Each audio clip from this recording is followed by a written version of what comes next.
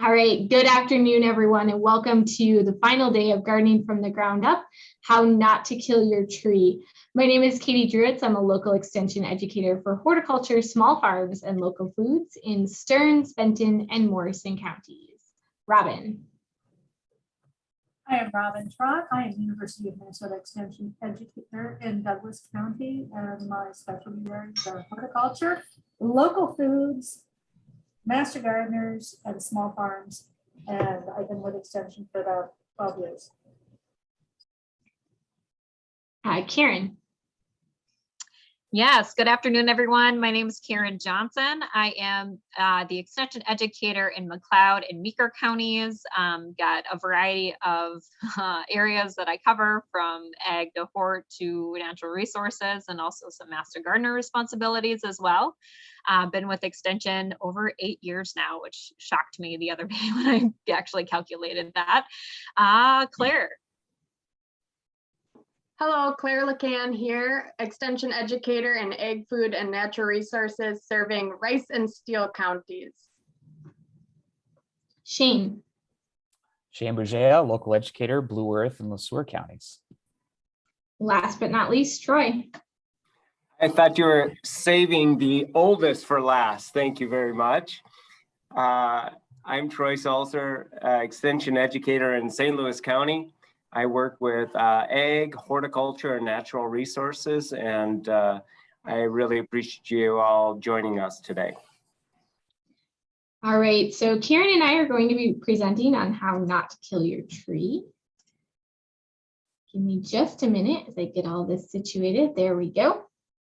All right.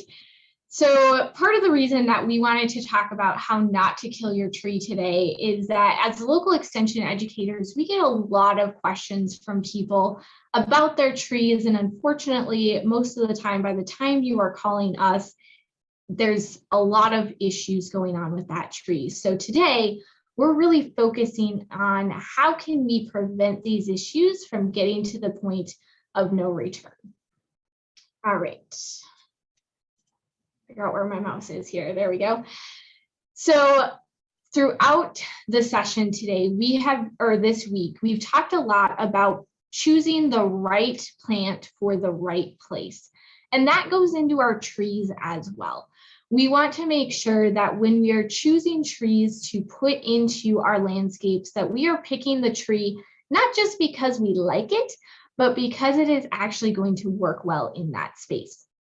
So under our power lines, we want to think about what is the mature size of that tree.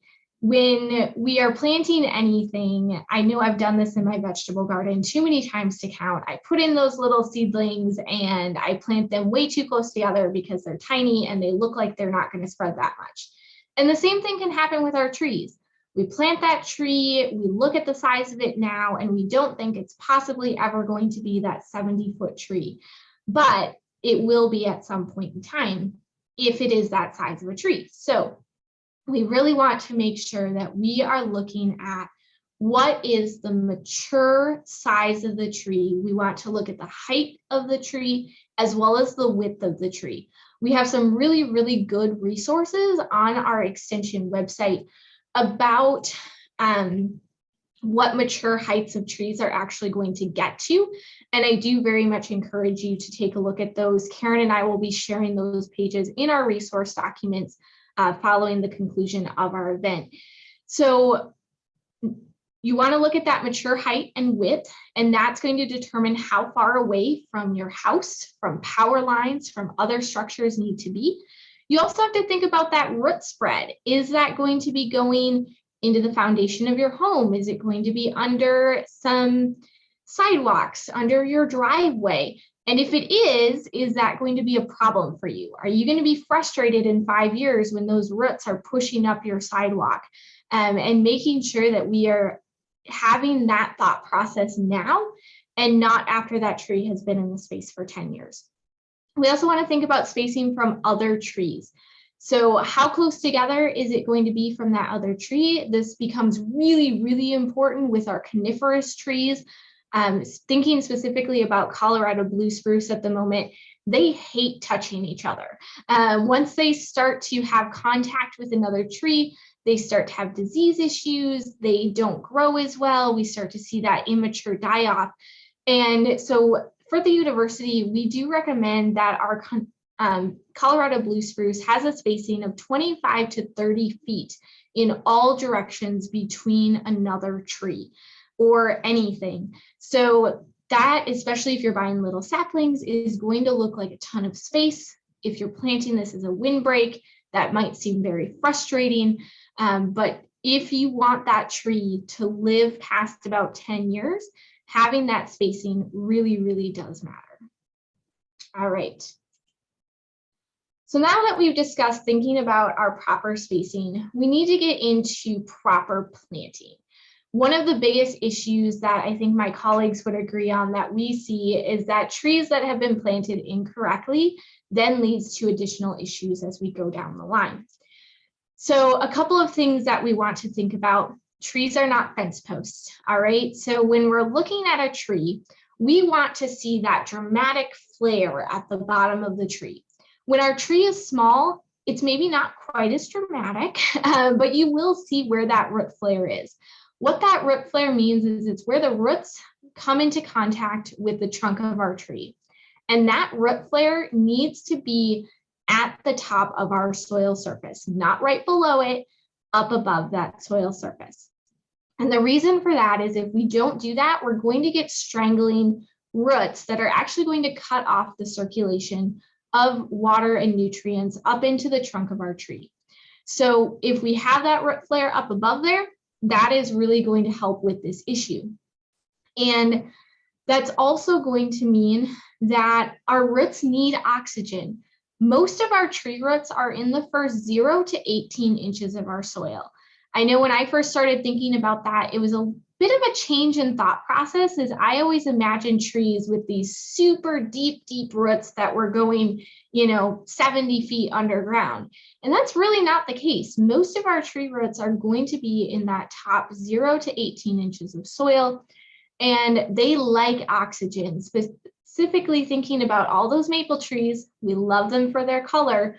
We don't always love them for their root system, but their roots need oxygen. If you have a maple tree with the roots above the ground and you get annoyed with the lawnmower, those roots are exactly where they are supposed to be and where they need to be for that tree's health. Planting your tree deeper to avoid that is ultimately just sentencing your tree to death. Again, consider that mature size and width. Also consider the type of soil you have. We've talked all week about soil types and considerations that you need to have. That goes into our trees as well. When we share that recommended tree list, that will have some considerations for not just zoning, but also types of trees. We have trees just like all of our other plants. Some are okay with having wet feet or wet root systems. Some of them really are not. And that's something you have to consider when you're planting a tree. All right, when it comes to landscaping, we're going to get into this a bit more as we continue to go here, but we want to avoid volcanoes and choose donuts. All right, and that's just a good motto for life, but especially when it comes to planting our trees. So the volcano is the one here on the left. You can see that mountains up that tree. Our trunk is buried under all of this mulch. You are creating rot under there, you're cutting off circulation, we're having a lot of issues there. The donut here, we have that beautiful root flare that's happening. Our mulch is flattened and spread out around that tree. Theoretically, that mulch could go the entire distance of our root system if you wanted it to. If you're really just trying to avoid having to mow right up next to the trunk of the tree, which we appreciate, we want you to do that. But we want to have that donut look. I know when I'm driving around my neighborhood and I see that new mulching every spring and it's volcanoed up that tree, it takes everything I have not to hop out of my car and go start digging that tree out to save it. So we really want to do that. Rocks are going to suffocate our roots. They put way too much pressure on the root systems of our trees. I have some pictures we're going to look at in a little bit with that. And then avoiding landscape fabric, excuse me. I think if you talk to any of our extension educators that are on this Zoom session today, none of us are fans of landscape fabric for a variety of reasons. In certain cases, it might have an application, but around our trees, that landscape fabric is actually changing how the water can get into our root system. It's also potentially holding water in places that it shouldn't be, which can lead to rot issues in both our roots and our trunk of our tree. So avoiding that as much as possible. A thick layer of mulch is going to be just as effective of helping to keep that weed population down as your landscape fabric. All right. So here are some things. So now that we've talked about, how to get to your tree to healthy places, these are the types of things we start to see when our tree hasn't been planted correctly. So the one here, this is that rock situation that I was talking about. A lot of stuff happening. We have a volcanic shaped situation. So right away, the rocks are way too far up there, but also think about how heavy that rock is. If you've ever had to wheelbarrow a load of rock in, you know how much weight is there. And all of that is pushing down on the root system of that poor tree root. And those roots aren't very thick. I mean, yeah, we've got some thick roots, but every bit of weight that's on there is collapsing that very delicate cell system of those roots. We're leading to multiple issues with this tree, unnecessarily stressing it out. The next tree, this is the same tree, planted way too deep. We got it going straight down into the ground. And as you can see, it has started to girdle off.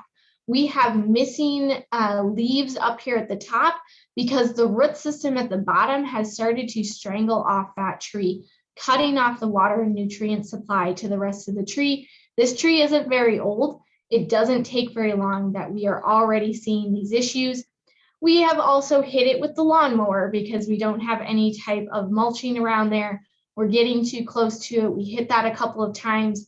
We're ending up with some rot that might be a little bit hard to see, but there was already some rot forming in that tree. This tree is not long for this world.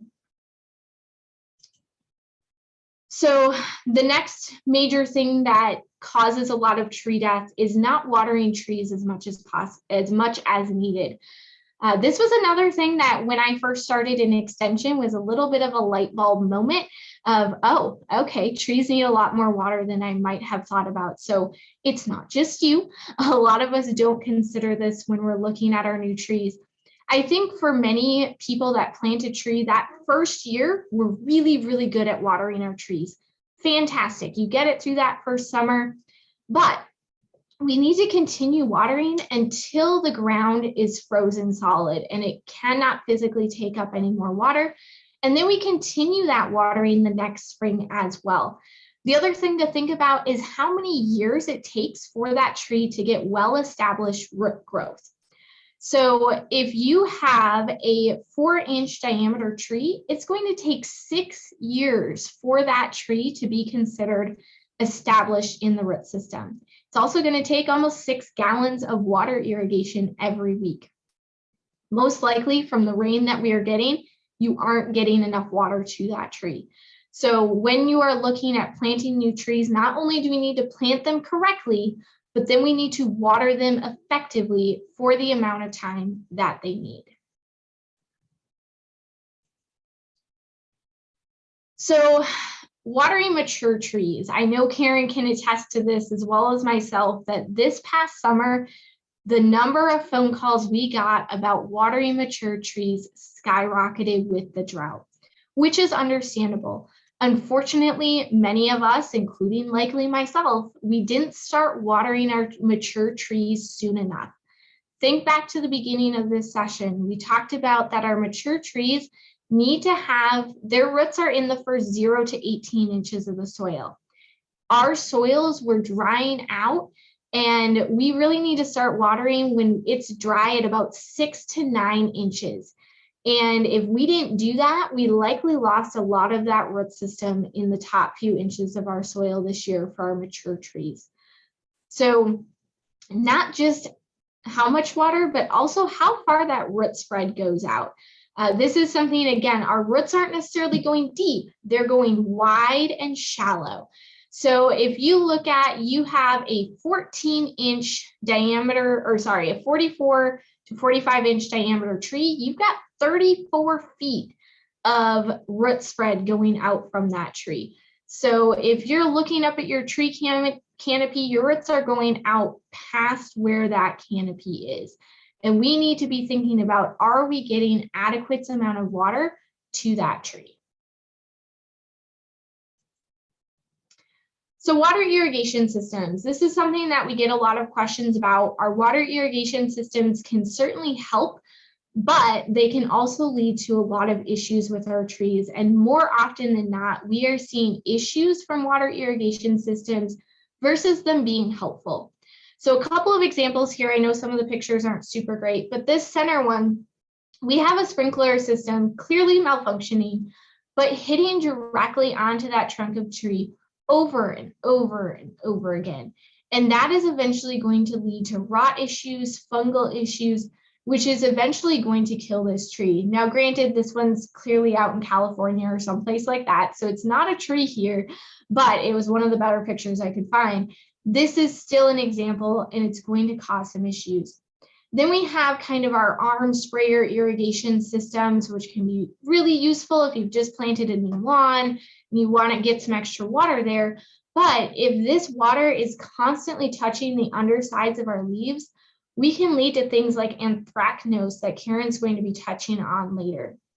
And if we're continually touching the tree with that water, it's not getting into the root system, it's just causing more headaches than what we want to see. Lawnmower blight. So this is one that Shane and I have conversations with quite often, because him and I both see it in our neighborhoods, where we have first an improperly planted trees. So lots and lots of issues with how that tree is planted.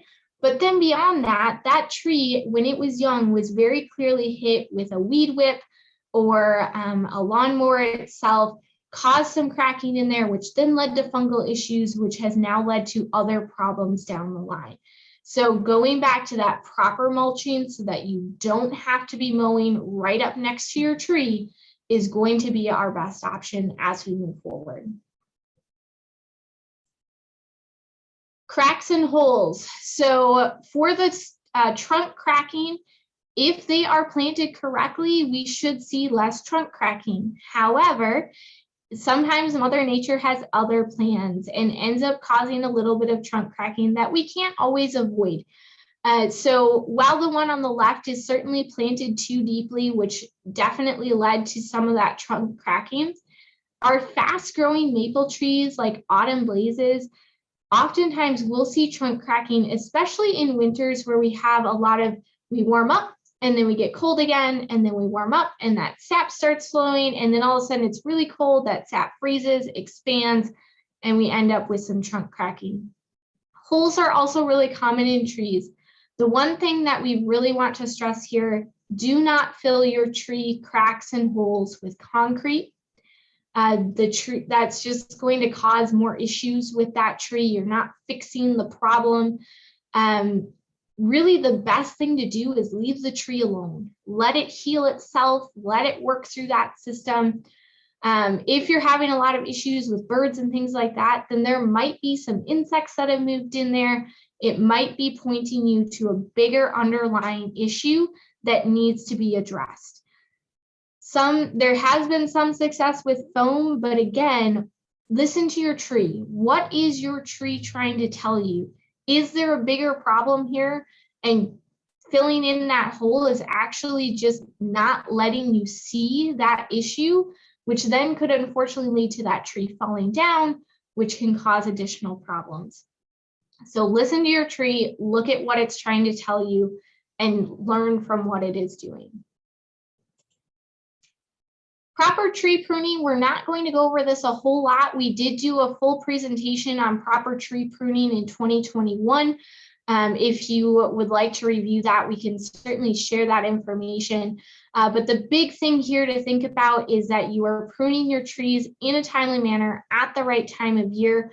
If you were in a drought this year, like much of us in Minnesota were, If your tree doesn't absolutely need pruning this year, do not prune it. The tree is way too stressed out from the drought that it just went through. It doesn't have the capacity to support excess pruning. That being said, if you have branches that are rubbing against each other and causing wounds, that's the branch you prune this year.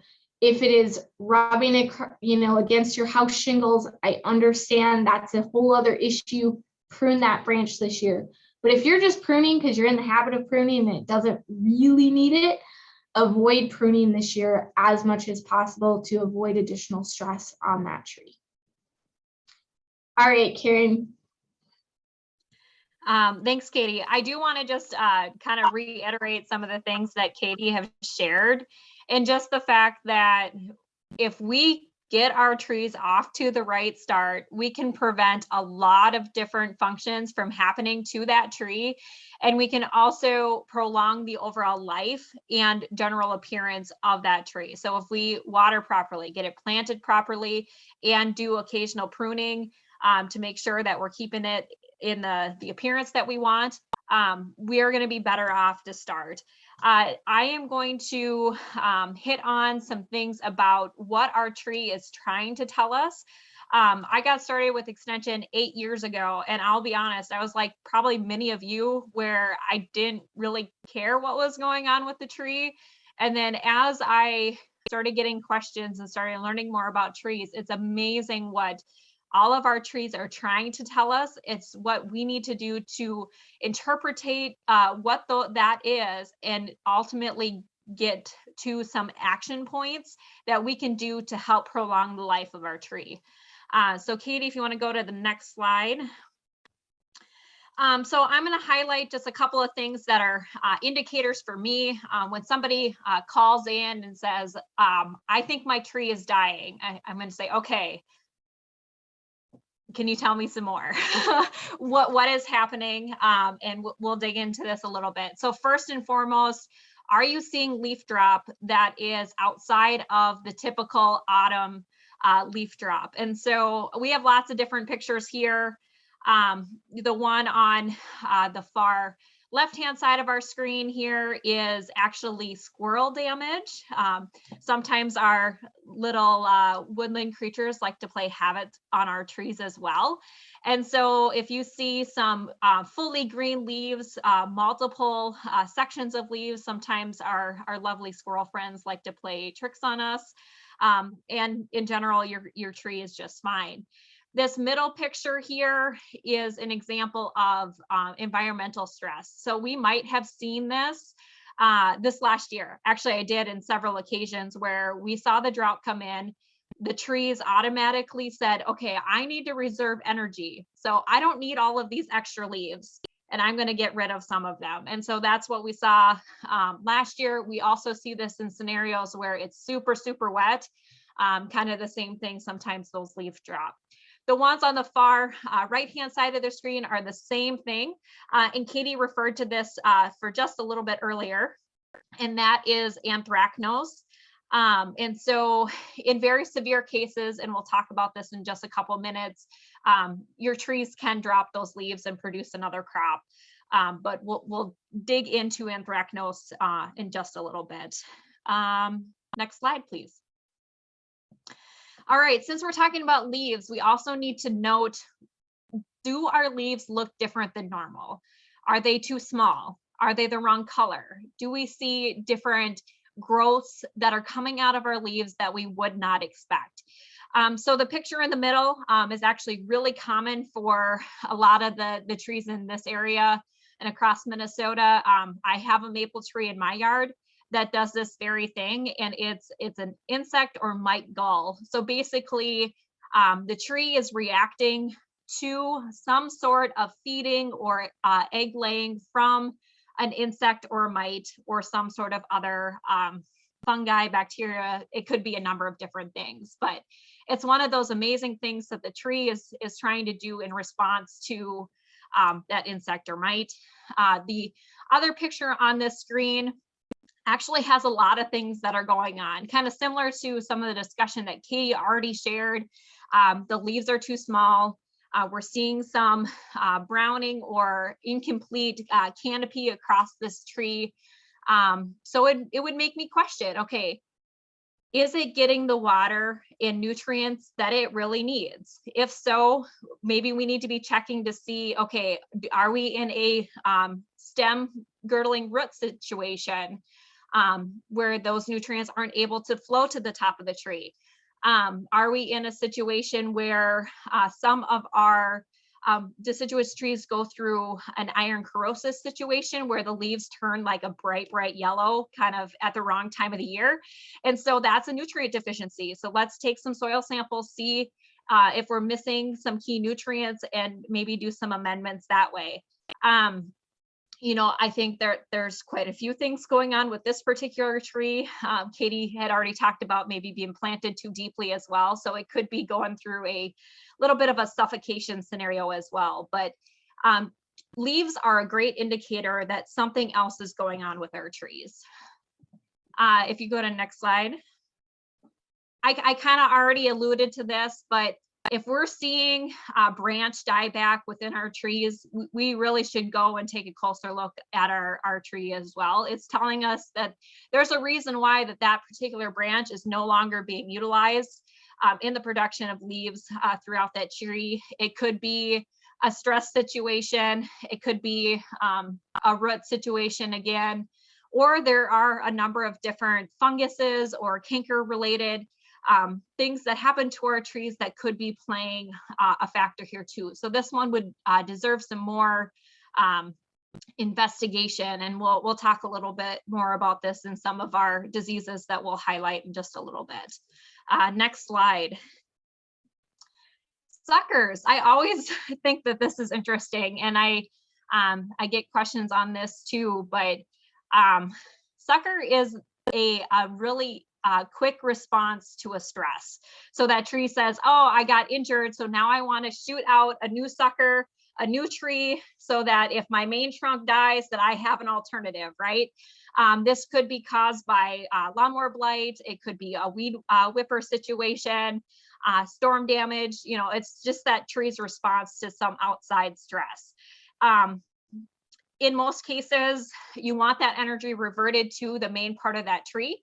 So you want to go ahead and cut and trim out those suckers as soon as you can at the point of origin.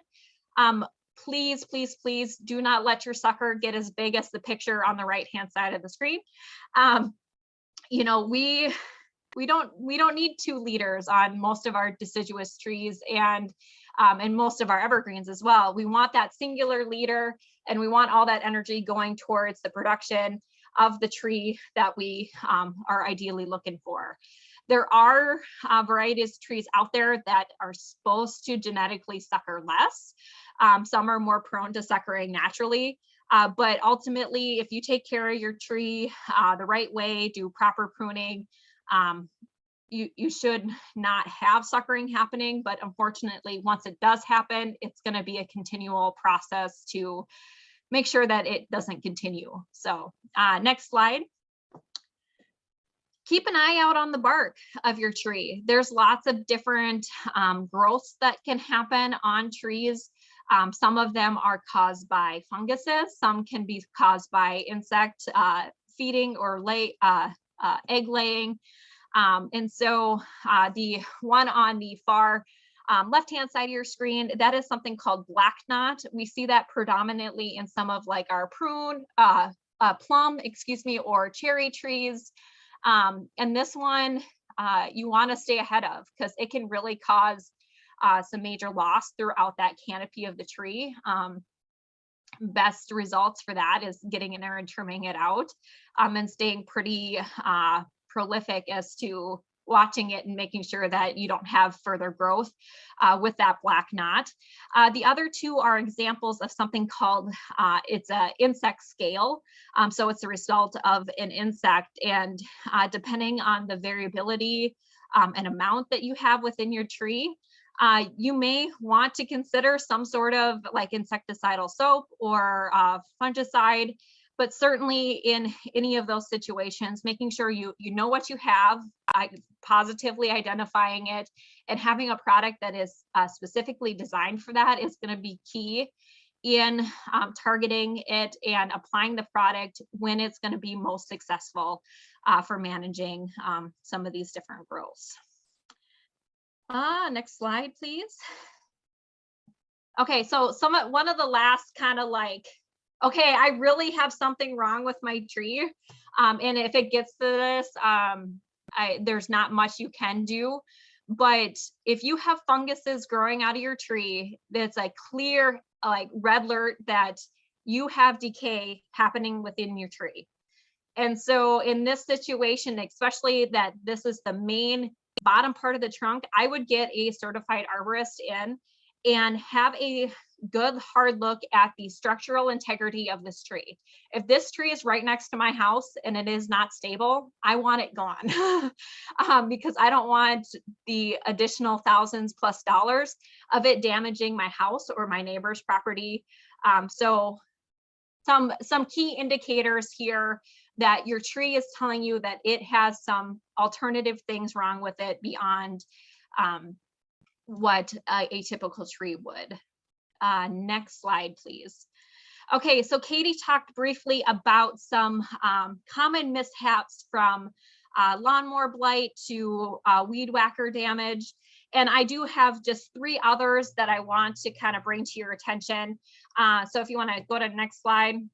The first of which is construction. We commonly forget when we're building, we get so excited about a new project and we want to add on that deck or build on a new addition to our house or whatever the case may be. And then we forget about that valuable tree that we spend so much time enjoying, the quality of shade it provides and the just beauty that it brings to our yard.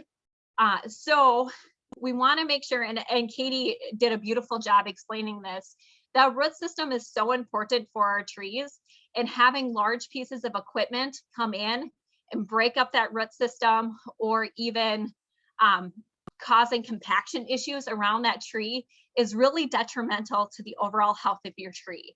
And so if you have a valuable tree in your yard, I would highly suggest as you're doing construction to fence off around that tree.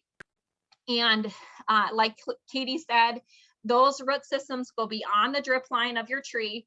And there's a nice image here in the middle that you want that fence line beyond that drip line. So you're protecting as much of those valuable root system as you possibly can, giving that tree the best possible opportunity that it can to survive within your yard. All right, next picture, please. Okay, I received this picture from somebody in one of my counties, and I looked at it and I started shaking my head right away. And he said, "Whoa, what's wrong?" And I'm like, "Do you use herbicide at the bottom of your tree?" And he says, "Yeah, I've done it for years." And I'm like, okay, there are better ways to prevent grass growing near the bottom of your tree than applying a herbicide.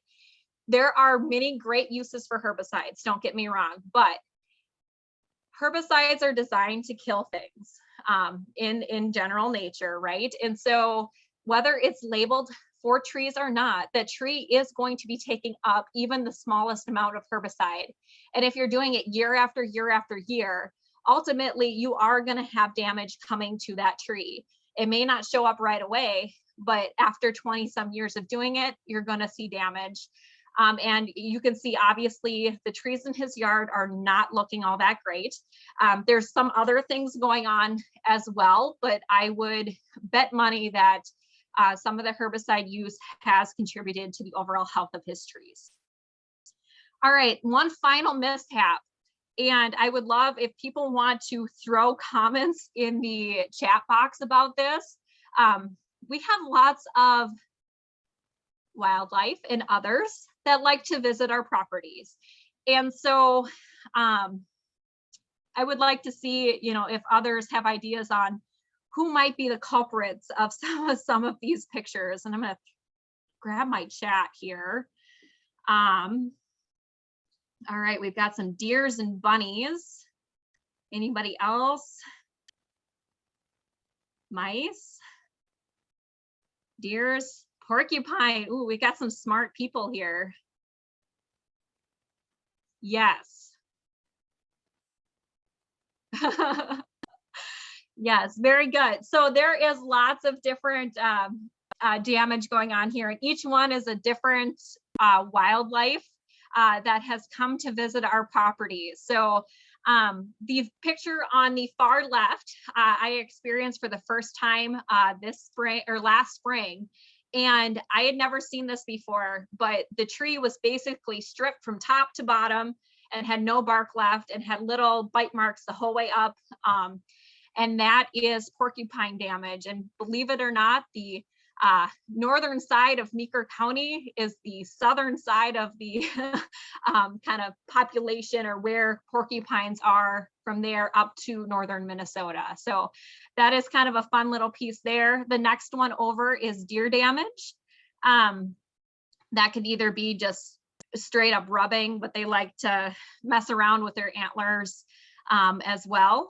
The picture beside that is woodpecker damage. And actually this tree probably has a lot of other things going on, being that it has no canopy, and all the other trees around it have full green, lush canopy, green yard, lawn. I'm guessing it has some sort of a borer issue, and it's right, you know, it's in between two pieces of cement too. So we're probably seeing some root compaction and that kind of thing also affecting this tree. The top picture there, thank you, Katie. That is a vole picture. So during winter, they get hungry, and the bottom one right next to that is rabbits. So there are things that we can do for these guys. There's different tree wraps we can put on, although I've seen some very driven wildlife that get around those too. And depending on how high the snowpack is in a given year, that animals can sneak up above some of our tree wraps too. So lots of different things to kind of keep in mind as we're seeing some common mishaps coming to some of our trees in our yard. All right. There we go. So we've talked through some of the issues that we can prevent as we go through some, wildlife that maybe we can't. So now we're going to move into some of those smaller wildlife, our insects. So we're going to be talking about insects that cause mayhem, or maybe they don't. As we go through here, we'll see a couple of different examples. So this one here is our emerald ash borer. If you are in Minnesota, you know that we have been talking about this for the past couple of years. We now have it in central Minnesota where I am at. So it's been on our radar for a little while as we talk through emerald ash borer. And emerald ash borer is one of those that it can be very, very tricky to figure out if it is the problem. So in a typical infestation, we might not see the damage from emerald ash borer for between 5 and 7 years. So that's a pretty long time that they have been causing damage on your tree before we actually see the impact of that damage. So there's a couple of things that we can look for. One is, do we have an ash tree? Emerald ash borer is only going to be attacking our ash trees.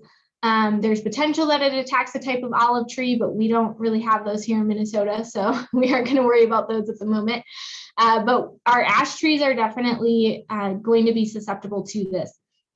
So a lot of the damage that we're seeing here, this damage is actually woodpecker damage.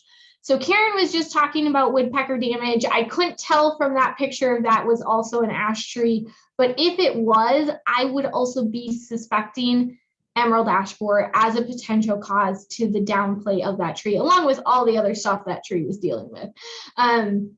But the woodpecker is usually an indicator that there might be something else going on in that tree. Not always. Sometimes they just like to bang against the tree to make noise, and that's part of their mating call and all that kind of stuff.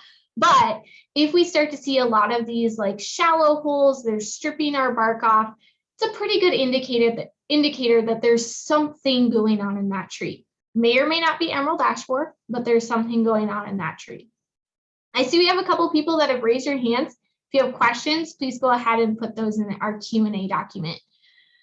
So moving on here, this bark splitting, this is indication of a really intense infestation of the larva emerald ash borer. You can see they've got a gallery in there. So this tree has had emerald ash borer for quite a while. This is an invasive species. This is an issue, one that we would want to take care of. When it comes to emerald ash borer, we could do an entire hour just on them. So I'm not going to spend a ton of time here. But there's a couple options. You can either treat your tree before you have it, treat it after you have it, or look at replacement options. Earlier this week, we were talking about plant biodiversity and polycultures in our gardens. The same thing goes for our trees. If we can have a variety of species of trees on our property, the likelihood of something wiping out all of our trees is significantly lower. So if you have 27 ash trees on your property, and those are the only trees on your property, and you're in emerald ash borer area, my recommendation to you would be to start thinking about starting to grow up some replacement trees. So if and when you have an emerald ash borer issue, you can slowly cut down those ash trees and have your replacement trees already in place. But remember diversity, don't plant all the same species again.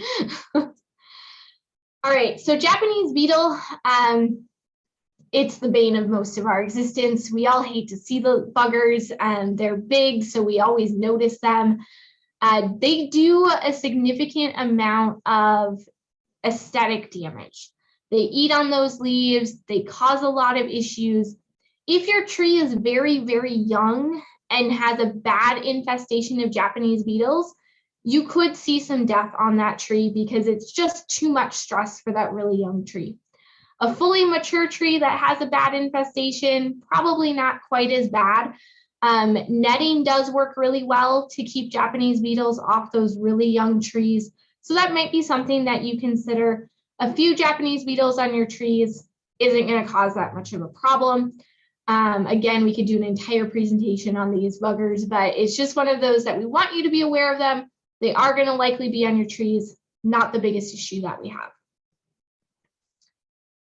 Carpenter ants. So this is a big one that we get. Because of the name carpenter ants, we often are terrified that they are destroying our trees, similar to a termite or something like that. But really, our carpenter ants aren't doing that. They aren't actually harming our trees, but they do take advantage of existing soft or weak wood issues. So if you're seeing a huge infestation of carpenter ants on your trees, that could be an indicator of other underlying issues that are going on with that tree that need further investigation. So just remembering that spraying on an insecticide to get rid of your carpenter ants isn't actually solving your problem. So as we move through all of these, excuse me, remembering that sometimes just like the leaf drop and the leaf shape that Karen was talking about, oftentimes our insects are an indicator of other issues that are happening for our tree. And we need to consider what are some of those steps we can take to keep our trees healthy.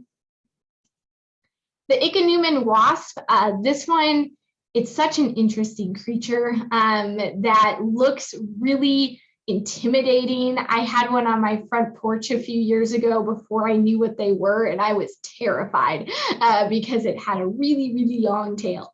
And I was, had never seen it before, so I was scared, but they are really awesome insects. And they actually are parasitic to other insects that could be actually harming your tree. So the Ichneumon wasp is actually a beneficial insect that is helping to get rid of those bad insects that are in your tree. So they're another indicator that there might be something else going on in your tree, but we shouldn't be attacking the wasp. We should be looking at other things that can be going on. And Claire and Shane, if there's questions about these guys, I will definitely be asking you because you are more into our insects, as we learned yesterday. But these are ones that they're really awesome, and we don't want to be treating them. They aren't as terrifying as they appear to be. Box elder bugs, these guys were a big one this year. They love drought weather, so we saw a lot of box elder bugs. They do feed on box elder trees as well as maple trees because those are in the same kind of family, but they usually aren't doing enough eating on those trees to actually cause damage and warrant treating of our box elder bug here in Minnesota. So they are annoying. They're one of those that gets in our house and we get very frustrated with them. But as far as damage to our trees, not the issue that we're looking at. Spraying insecticides really isn't effective on outdoor treatment of it. The box elder bug was more likely to just fly away and come back later. So we're really not solving that issue when it comes to these guys. Sawflies, so these can look kind of like the Japanese beetle in that they do a lot of damage. It looks really, really dramatic. It definitely is going to affect the appearance of our trees and shrubs, but not necessarily something we need to treat. There are several non-chemical as well as pesticide options that we can use if necessary for the treatment of our sawflies. The tricky thing is sometimes they often look a lot like butterfly or moth larva if we don't know what we're looking for. So we want to be very careful that if you're going to treat them, that it's actually a sawfly that's causing the damage and not something else. Again, as we've stressed throughout this week, if you have an issue and you're concerned about it, feel free to give us a call. Really, the whole point of this section is just to show you that just because we see something munching on it doesn't mean that there's an issue. We need to be respectful of the nature around us and be aware of what we are seeing on that tree. Is it an indicator of a bigger underlying issue that we actually need to take care of? Or can we let Mother Nature be alone? All right, Karen, back to you. Yeah, so obviously we've hit on a lot of things, and I'll just say the next session here, we're just going to highlight just a handful of some of the major deciduous tree diseases that we've seen in our area.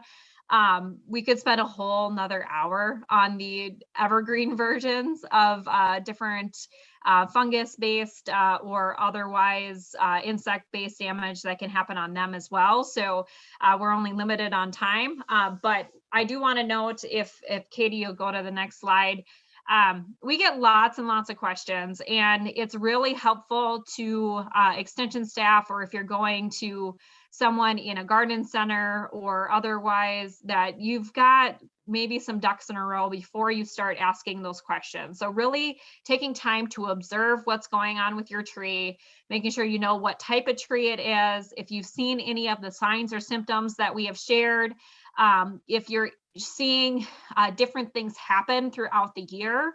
And I'll get to this as I discuss some of the difference between anthracnose versus bur oak blight versus oak wilt. Location of those symptoms within the tree are helpful indicators as to what might actually be happening. Of course, noting if there's any insect or wildlife activity is certainly helpful as well. And then we love pictures in extension, as you've seen throughout Katie and I's presentation here today. So any way we can gather as much information to make the best decision based on what's going on your tree is going to be important. So first off, our first one I want to highlight here just briefly is anthracnose. We've already kind of talked about this. This one is non-specific, so it likes a variety of different trees across the state of Minnesota. It is ultimately caused by a fungus, and it loves really cool, wet springs. And so that's an indicator here. This one is a spring hitting, cool, wet time of the year. You'll see these brown spots kind of throughout different trees. You'll also see maybe some curling or cupping of those leaves as indicators. This one, if the infection is severe enough, the tree will drop those leaves early in the spring and send out a second flush of leaves. So it'll be important to clean up after that first drop of leaves, try to remove as much of that pathogen as you can to hopefully eliminate that potential spread for following years. Next slide. The next one I want to talk about briefly, and I see a lot of issues around bur oak blight in my counties. This one is also a fungal leaf disease. This one is very specific. It only attaches to bur oak trees. So if you know what kind of oak, you know that it's an oak tree, and then you can decide whether it fits in that bur oak category or not. Can really help determine of whether it is in fact bur oak blight. This usually we see symptoms in late July, early August, and you'll see that browning on that leaf within the different wedges. This one is interesting because anthracnose usually starts at the bottom canopy layer. When you move into bur oak blight, it's kind of the bottom, middle, and then it kind of moves outward and upward as it goes. And so if you notice this ahead of time, you can certainly make sure we positively ID it, but getting it confirmed by a laboratory, we can definitely can try treating to maintain a tree like this. But ultimately, secondary infections end up being the ultimate do-in on some of our bur oak trees. In both the anthracnose case and bur oak blight, trees can take quite a bit of damage before they really have that ultimate nail in the coffin per se to ultimately kill the tree. Now, oak wilt is a different discussion. Oak wilt is really aggressive. And this one is kind of like an icing on the cake. It usually starts at the top and works its way down. It's usually indicated by some really reddish brownish leaves. And like I said, it's one of those, it's far more aggressive. It hits the white oaks and red oaks a little bit differently depending on which one you're working with. But identifying or scouting your tree early, keeping an eye on it can definitely be a good indicator to try to slow the progression of this particular disease. You can see I included the map there. It's kind of in that southeastern Minnesota, but it is moving, and I would be surprised if we don't have it in kind of my 2-county area, which is McLeod and Meeker County. But it just hasn't been ID'd yet. So if you're in those areas or along the edge of this, keep an eye out for oak wilt.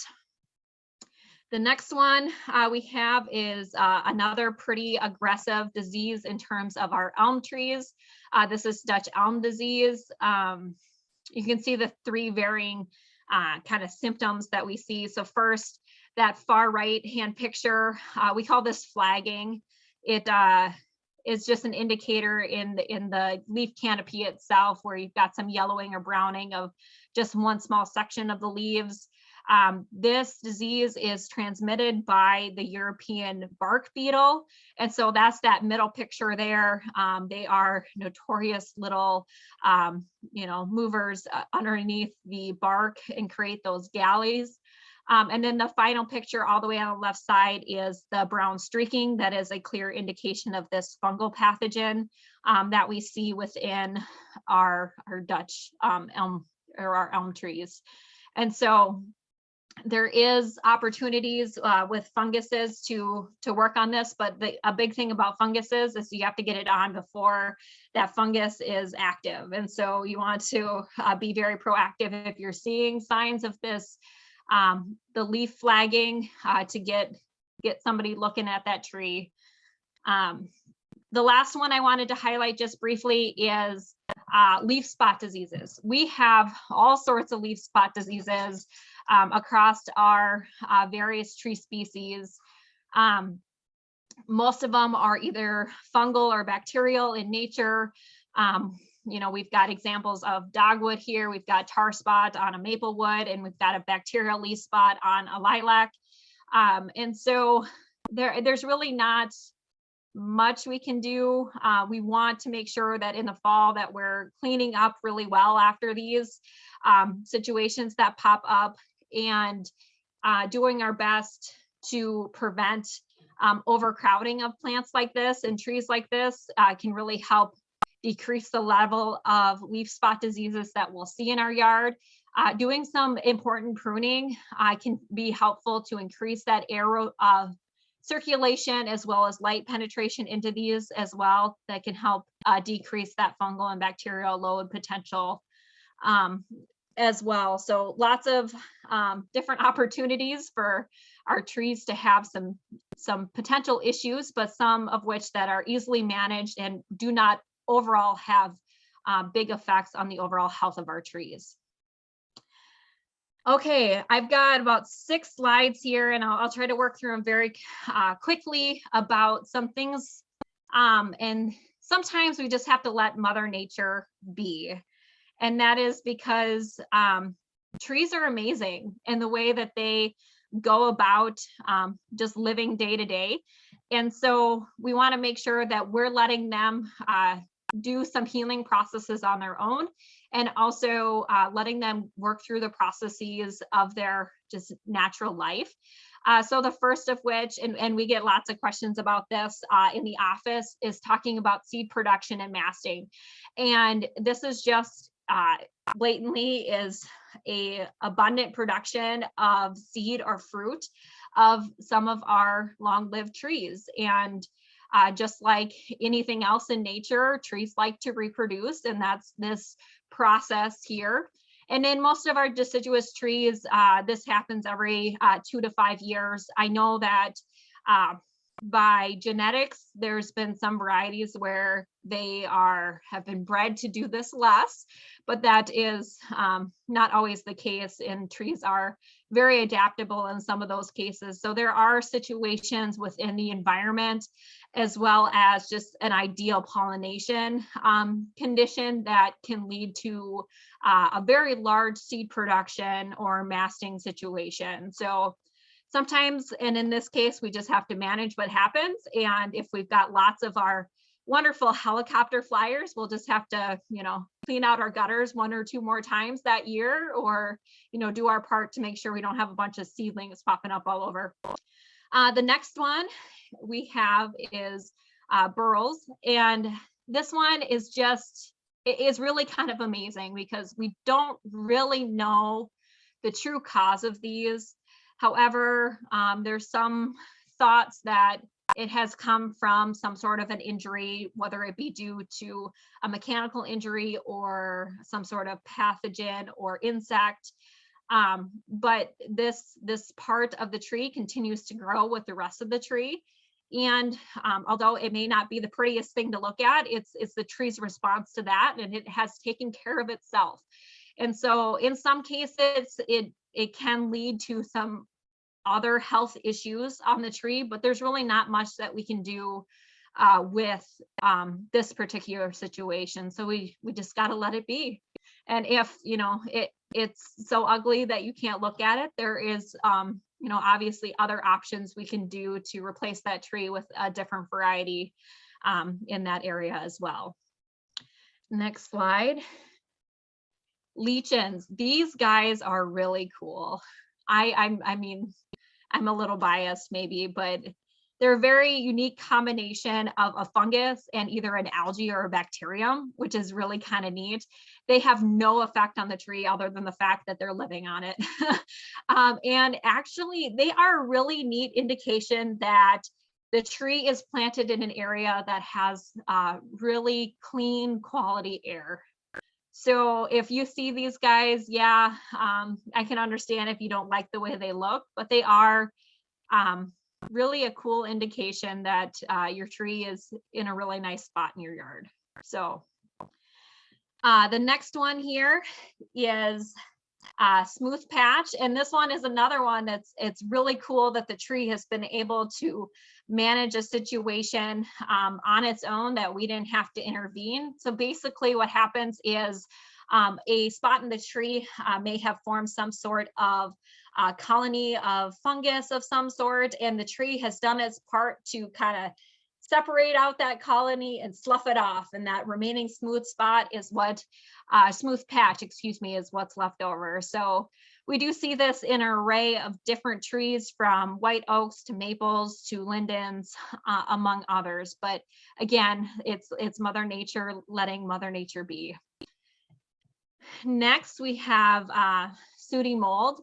And this one is interesting because in our trees, we can have different sap-sucking insects, such as aphids or soft shales, that produce something called honeydew. And when the honeydew drips down on various branches or leaves, we can have this opportunistic fungus come in and create this sooty mold. And so it really isn't doing anything to your tree or your plant. It's just there. It can, if piled up too high, it can cause some photosynthesis issues. But it can, if you're worried about it, it can easily be washed off. So it's one of those that hopefully you pray for a good rainstorm and it takes care of it for you, but nothing that is of major need from you as a tree owner. The last one I want to mention here is wet wood. And we see this quite a bit, this discoloration on the bark or the hardwood of different kinds of trees in our area. And this happens when you've got a spot in your tree that gets soaked with water and then colonized by a bacteria. And in really warm, hot summers, that area can really start to smell actually and create a very stinky liquid. But over time, it will fade and take care of itself. And then also you'll just have this little bit of a stain area that shows up as a result of the wet wood. So really, again, there's not much you can do about it. Just kind of let nature be and just understand kind of what's happening and let the tree process and heal on its own in most cases. So with that, you know, Katie's got our question sheet up, or our contact information up here. Yeah, and I guess our point of this presentation is that trees are incredible, incredible living things, and they can handle a lot and take care of themselves quite often. But us starting that tree out correctly and doing what we can to place that tree where it needs to be at the beginning and doing proper maintenance and pruning will help our tree survive these other conditions and ultimately allow us not to kill our tree by getting overeager and jumping in where we shouldn't be. All right, so I'm going to go ahead and stop sharing and ask my colleagues here, do we have any questions? Hey, Katie, I have several questions that I thought I'd like to answer live because several iterations of these questions came into our chat box. And it's about using mulch or something to cover around the tree to keep the weeds down. And the problem with that, you know, if you use leaves, is that good? Can you put landscape blocks? Is that good? And I'm going to give you the Pat extension response to that, right? It depends. And that's why I thought I wanted to answer it this way, because that's a really frustrating answer to a question. And here is why it depends, is because maple trees and other trees that like wet feet, many of them have very shallow root systems. And the reason the tree has a shallow root system is that it gets its nutrients and its water from the top 6 inches of the soil. And many of you might see those maple trees with the knees popping out of your lawn. And they do that because that's what they have to do to remain healthy. So if you put a heavy mulch around the root zone, and the root zone can be 3 times the drip line of that tree. So the drip line is where you go to the furthest part of the canopy and you draw a straight line up. Well, that's a long way for a root zone. And so if you put a thick mulch or a heavy mulch, you talked about rocks and how bad they are because they compress the soil and they heat the soil and they do all that. then no, you don't want to put that under the tree. With the leaves, if you want to put, somebody called it a soft landing garden, and I'm thinking of my daughter falling out of trees when she was young because she liked to climb, gives her a soft landing. But if you put leaves under there too thickly, they can mat down and prevent water saturation. And so that's what you want to think about. Are the trees, do they have a shallow root system? If they do, don't mulch them heavily, because the reason their roots are that shallow is because that's where they need to be. So that was Yeah, one of them. Just to add on to that, Robin, the mulch around that tree going out a little ways, that is really you as a tree owner's visual kind of stop sign of, I don't want to mow right up next to my tree and cause lawnmower blight to that tree. And having some grass growing around the bottom of your tree in that drip line, that's totally fine. I mean, we see that all over the place. But what we're trying to prevent with that little bit of donut mulch right around the outside is so that we aren't having to mow right up next to it. We aren't running over those roots that should be outside the ground. I always think about your cartoon drawing of a tree when you're a kid. They had that big old root flare at the bottom. That's what a tree is supposed to look like. All right, what else do we got? I would add one more thing about the when we talk about the flare, the root flare. Go to a forest or go somewhere where there is a natural planting, and look in. A lot of times people like to plant autumn blaze maples. In my case, go to the nearest park forest. You'll find a maple species probably. Take a look at that root system. Look at where that flare is on the trunk. That's my kind of 2 cents. If you're not sure a lot of this stuff, because in nature, Mother Nature isn't going out there with a shovel and planting it herself. Sometimes animals can be involved in that situation, obviously, but a lot of times those trees are not purposely planted too deep. They have to kind of do it themselves, so to speak. Yep. And the other thing, when you're out in that woods, taking a look at those root flares, rub your feet against the ground. You're going to hit your toe on root after root after root. And that is where those roots are supposed to be. I know we've been hammering this a lot, but every single one of us gets these questions every year about, hey, can I cut the roots off of my tree because they're annoying? Please don't, unless you want to kill your tree. And if that's the case, cut your tree down, because those roots are exactly where Mother Nature intended them to be, and they are there for a purpose. All right, getting off my soapbox. We're all on that soapbox with you, Katie, so don't worry about it. So you were talking about, Karen, I think you were talking about when you saw the big mushroom fungi coming out of the trees and the heartwood of the tree being dead, the rotting tree is what was causing that. And so we had a question come in. This woman has a tree in her yard that does have fungus present, but it's a very large red oak, very hard wood, very large red oak with a deep hole at the very bottom. And how many of us have seen trees like this, a split, and you can look in and a small child could crawl into that. However, she did have a tree service come and take a look. And because the perimeter of the tree had so much thick living tissue in it, and the tree was so big, this person said, no, the tree is fine. You don't have to take it down. The tree is healthy. They're just concerned about this large hole with fungus. And if you have a tree service come in, these people make a whole lot more money taking down your tree than they have telling you to leave your tree up. I mean, that's very,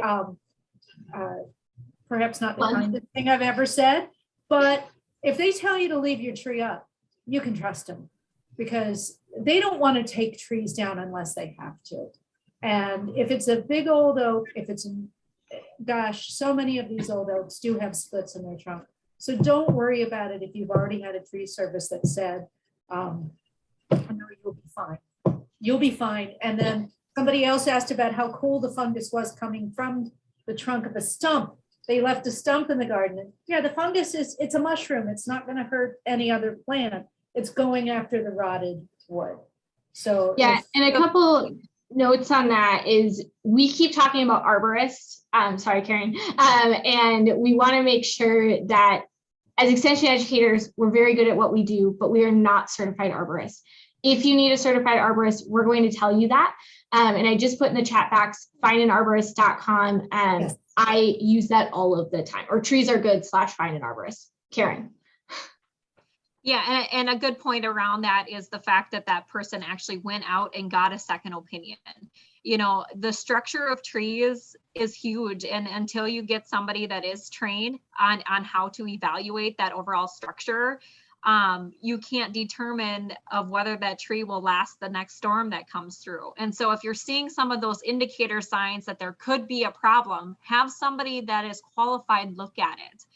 Like Katie said, we are not arborists, but there are good resources out there for people that have the accreditation that can really come out and help and provide that very sound decision making for the value of that tree and potential value of the things that it may or may not hit. So I'll leave it at that. All right. So let's see what other questions we have going on here. Shane, did you have a few we needed to answer? Yeah, I was just I think we've gotten a lot of types of questions about people saying, can I plant living cover? Can I plant living mulch? Things like that around trees. And my thing is, and you guys can talk to me about that. I am a little hesitant if it's definitely a new tree. You don't want that competition between for nutrients and water those early years. Once it gets established, maybe you can experiment with things like a clover, shade tolerant grass. I wouldn't get super duper crazy though. I don't know. What do you guys think? So I don't mind strategically planted hostas around the base of very shaded trees. There's got to be a couple of things there. If you are putting them amongst mulch and it's a way for you, again, to not have to be mowing in that area or herbicide use like Karen was talking about earlier, that can be really effective. But you have to be careful not to get such a dense planting of any of these plants that you're causing one competition that Shane was just talking about, but also if they're keeping too much moisture and not letting that natural dry out system, you could be leading to root rot and things of that nature that we're trying to avoid in all of this situation. So it's a balancing act. And I know that isn't a simple or clean answer that all of us want, but it is one of those things that you're trying to balance that ecosystem out. You also have to remember that when you're digging to plant that plant, you're going to be causing some root damage in that area. So how much are you planting? Can you plant a few? With hostas, especially, can you do littler sprigs of hostas? They're going to take longer to grow and get bigger, but you aren't going to have to pull out a big, 3x3 hole to plant a massive hosta. Mm-hmm. Yeah, and I've seen, and Robin, I think a lot of us, when we went to Alexandria, we went to some of those orchards. They did have a cover where it's like a clover grass cover for some of the apple trees. So those types of things exist, but they have their drawbacks and positives too. So. And we are getting quite a bit of questions both in the chat and on the Q&A about evergreens. I'm thinking next year we're going to have to do a session on evergreens. So we will be coming back for 2023. So we might not get to all of those questions today. I just want to reassure you, we will answer them in our resources that we send out if we don't get to all your questions today. But for those of you looking for evergreen stuff, it's on our list for 2023. Yeah, and I would mention your Southern Minnesota people. We have issues with conifers. We don't have a great, wonderful list for large kind of landscape types. I mean, there's a lot of room for things that you can try. But in my opinion, we don't have as big a list to work with, especially when we have more moisture, humidity, heavy soils. Those tend to be no-nos for a lot of conifer species. So we are working with a little bit of a shorter list than other parts of the state, maybe. I do see a question here about, can we prune suckers this year, considering kind of our pruning hesitation with the drought? Yes. Prune your suckers, because your suckers are taking nutrients away from that tree. Your tree is already stressed out. The sucker is causing more problems. That rubbing branches that are causing issues and rubbing against the shingles of your house. 3 reasons to prune this year. Anything else, don't do it. Yeah, I agree. Yeah, be judicious with the pruning. We caution people with doing kind of their normal type of aesthetic type pruning when we're dealing with a historic drought. But if it's something that can damage the tree or hurt it, those are exceptions. Mhm. Just seeing what else has kind of come in here. Water spouts, those would be targets that it's kind of related on that sucker question. So water spouts are kind of almost like vertical type twigs and things you might see in an apple or cherry or other types of fruiting trees. Those are prime targets for pruning once we get to pruning season, which is very, very soon. But again, we want to be cautious and kind of take things into consideration. Usually when it's the coldest part of the year is done, I hope, I'm fingers crossed, that's when we can do kind of our normal pruning activities. I do have a question here. Maple trees with roots merging above the ground, good. But it's on a slope. Could there be erosion? Possibly. There might be some issues there. But again, your maple tree, those roots are going to get bigger over time, pushing up out of that soil. The fact that they're above the ground, that's exactly where they need to be. And the maple tree is helping to prevent soil erosion. So I would not be concerned for your maple tree. All right. So there's lots of questions about what type of tree should I be planting for really specific situations, specific areas of the state. We will be sharing a document on recommended trees for Minnesota. If you're outside of Minnesota, maybe your local extension office has something similar. But this one, it's going to look at what part of the state you're in, and then it will have recommended trees, both deciduous and coniferous, and then trees to avoid, absolutely do not plant, and trees to try. We've talked a lot about climate change this week, so maybe trees that haven't historically been hardy in that area, you could potentially try them. It really just depends on what your investment level is. That's something Karen and I didn't quite get time to touch on, but trees are an investment. And that's part of the reason that we wanted to have this conversation today, because there's a lot of time and energy spent on trees, and we really don't want you cutting down your trees every 10 years because of something we could have prevented.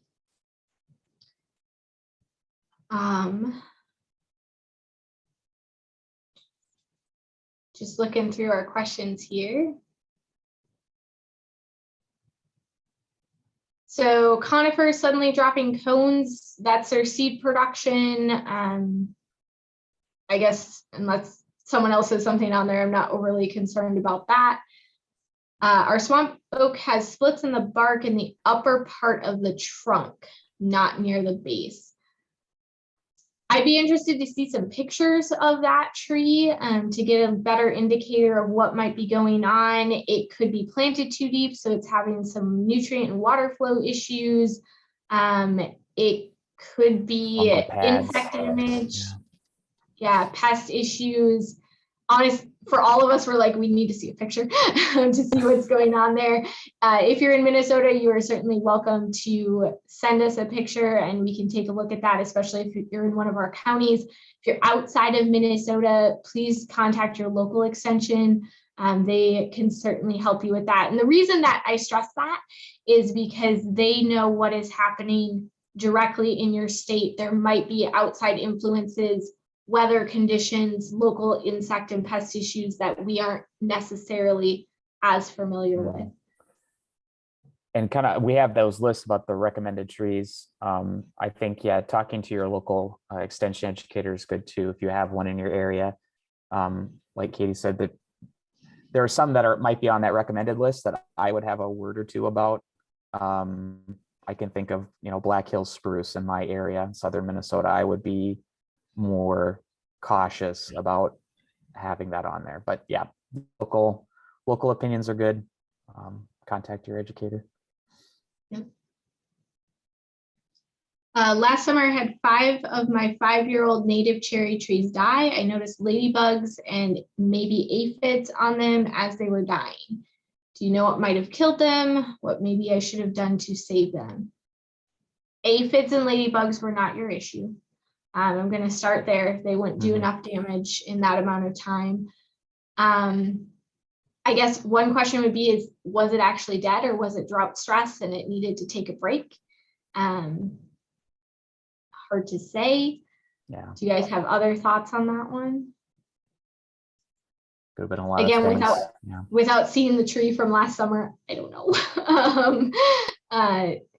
As Karen mentioned, we love pictures. We like to dig into individual, what types of things. Yeah, Diana just put in the chat, did something strip the bark? That would be a really great question for this Mhm. person. You know, what were the outside indicators, as Karen was talking about, when you're preparing this, pictures of all the different things that are going on. I know when I ask for pictures, I say, send me a full view picture of the tree. I want up close. I want the base of the trunk where it goes into the ground, any spots or blotches or things you think look weird. That's what I want a picture of before I even get started. All right. We've got a lot of questions. We'll continue to answer those as we go through here. A couple of notes that I just want to make. Our team has a really crazy next week. So the recordings and resources and handouts and everything you guys need will be provided by next Friday. So a week from today, you can expect all of that stuff in your inbox. You'll have a recording of every single session. You will have a resource handout. It will not be our PowerPoint slides because, quite frankly, our PowerPoint slides are not all that useful without us talking about them, but we will have a resource document. We are also taking every single Q&A that came in throughout all 4 sessions, whether we answered it live or didn't quite get to it during our session, or we typed in the answer. We'll have a document that has all those questions. So if we didn't get to your question, we will get it answered in that document. And then links to all of the stuff that we have been sharing with you will be shared in those documents as well. We'll also be sharing for those of you in Minnesota, a local extension educator contact sheet. So if your local extension educator isn't on here, there's many that aren't, you will have their contact information, and they are also fantastic at answering your questions. And if they don't know, they'll reach out to us as well. So rest of my team, did you guys have anything you wanted to touch on yet today? Trees, Shane? trees don't live forever. They are living things. Sometimes they die. Sometimes we try our best to keep them alive, but they die anyway. I think it's just a lot of times I get calls to the office where it's more like, am I writing a death certificate for your tree? Just trying to get the tree to a good start is probably the single best thing I can tell people when they start. I don't know if you guys have anything else. Yeah, I think sometimes in our minds, trees live to be 130 years old. And if that is the case, that is amazing. And I'm very, very proud of that tree and whoever planted that tree 130 years ago. But so many times the lifespan of our tree might be 20 years. For some of our conifers, that's really the expectation that we have. It might be 50 years if we're really, really lucky. So, but again, as Shane said, getting that tree off to a good start and not intervening when we don't need to is the best thing you can do to not kill your tree. All right. Yeah. Yep. One other thing that I really stress to people when they do have a tree that is dying is the sooner you can get a new tree established in the general area to replace it as that old tree is dying, it really, those first couple years, you don't see a lot of growth. Get them going, and then when the old tree is completely dead, it really gives you an opportunity to open that area up. Of course, be aware that you're not competing for water. Be sure that you're not causing too much shading on that new tree, but by being strategic and getting that new tree established, you'll really benefit in the long run. To get ahead in regards to it doing its job with shading and providing the beauty that you're looking to have. We did just have a question from Mark about, is there a table with expected lifespan? And I believe that is part of that recommended tree list, if I'm recalling correctly. That is one of the categories on there, is kind of that expected lifespan, as well as the average height and width of that tree, what types of soils it really likes. So all of that is a part of that document that we will be sharing with you. All right.